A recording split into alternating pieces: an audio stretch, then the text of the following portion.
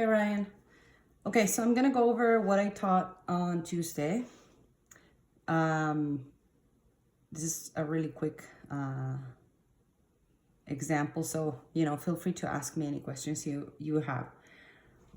Okay, so basic shapes. What we're doing is we're trying to look at an object or an image, and we're trying to find basic geometric shapes to start sketching that object. So the exercise that we did in class is I gave everyone different images from magazines, and everyone tried to draw that image. So what's important to know about this is, first of all, do not focus on any of the detail first. So look at the image sort of as an abstract thing and try to find first what basic shapes you can find in that image. So I'm gonna show you how to do that. A really good thing to do is practice on your image first. So if I'm looking at this image right here, there's a few different things on the image, and I can start by sort of tracing what I see. So here, obviously, we have a big oval for the plate, right? So that would be one shape. And I don't care about being precise with my lines. These lines we're gonna erase after. And so when you start doing this drawing on your page, use your 2H pencil because it's the lightest one and it's the easier one to erase. And you can go over whatever you need to without making too much of a mess. So back to the image, we have an oval right there. And then this big piece of bread, we can sort of, like if you start tracing sort of like lines around it. So if I were to do this,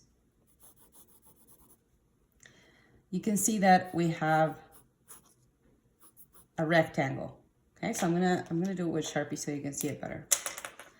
So this is a great thing to do when you are observing your image before you start drawing. Well, this Sharpie doesn't work very well. Okay, there. Okay, so we have a rectangle and we have an oval here. And then we can do the same thing with the other pieces of bread. All right, so I'm sort of tracing lines that will be my guidelines from when I'm starting my drawing. And you don't have to be, again, like I said, you don't have to be precise. You don't have to worry about any details. What this is helping you do is helping you get a sense of proportion and direction. Okay, so I'm drawing those lines as I see them in the image. And now when I start doing it on my page, I am going to follow these guidelines, okay? If you can get this part right, this is what I said to everyone, basic shapes. If you can get this part right before you start drawing and before you start getting sucked into all the details of the image and the value and the color and whatever, this is going to give you a successful drawing in the end. If you do this enough and you practice it enough, you will be drawing great in no time. But it's a step that a lot of people miss because it's kind of boring, obviously. But we're going to do it anyway. So another thing that you can keep in mind, if you want to draw this at scale, like at the same scale, which might be good at first, you can use your image like I'm doing here to give yourself a sense of where's the top and the bottom of this image, right? Like that. Then you can move it to the center here and do the same thing. So basically you just trace a line from where the image ends to the other part where it ends. And so now I'm making sure that this image is going to be roughly the same size as my reference image from the magazine. But you don't have to. You can also make it bigger. What's important here is to keep that sense of proportion, okay? Okay, so I have my image here.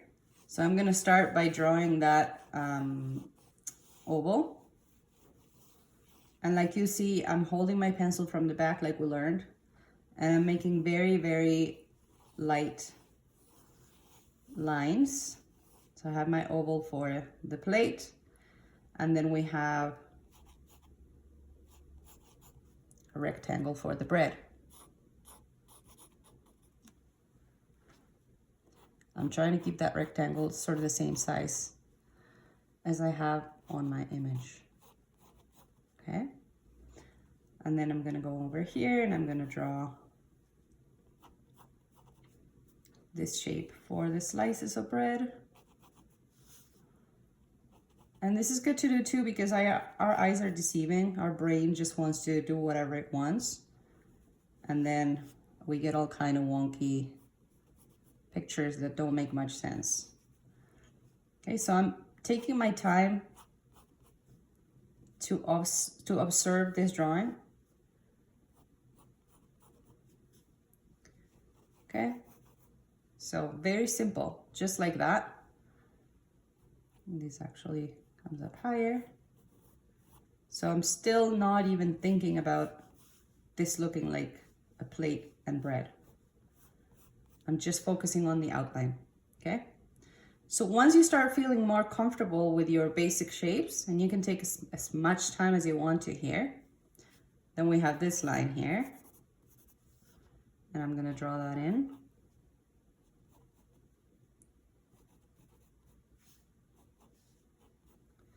Okay. Once you have sort of your basic shapes mapped out on your page, you can start to go over those lines with a little bit more confidence. And this is where you can switch your pencil to an HB or a B so that you will get a darker mark.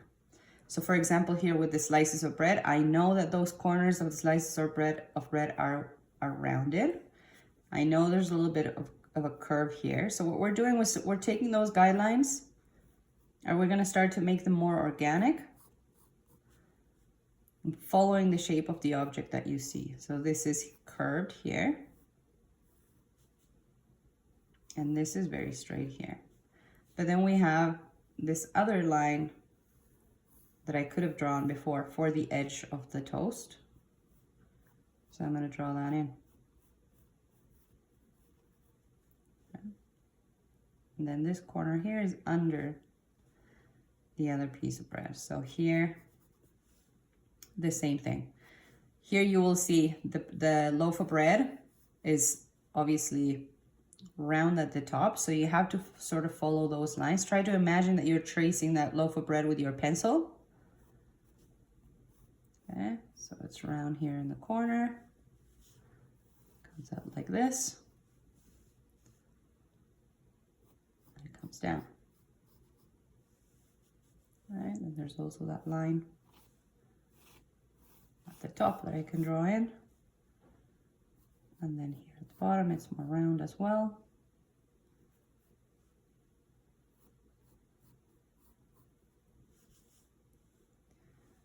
And then we have a line that connects at the bottom here. The other thing I would like you to notice is that I'm not erasing anything. There's no need to erase anything. These are sketches and they're supposed to look like this. So it's a good habit to learn to be okay with your preliminary sketch marks. You will need them as guidance. Okay, so we're doing the same thing here with the other toast. It's more rounded here.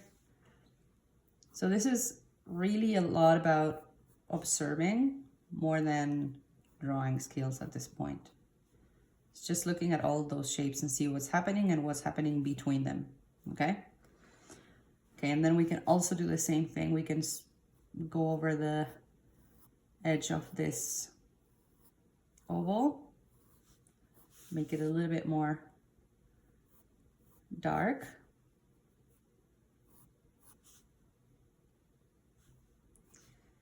And you can make corrections as you go. So I'm noticing here that if my toast ends here, then my plates needs to be lower, okay?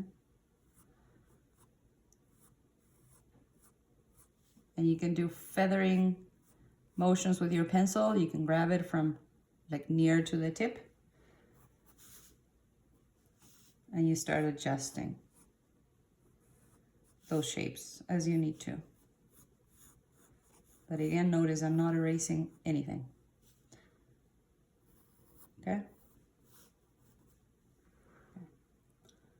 Good. So now, once you sort of have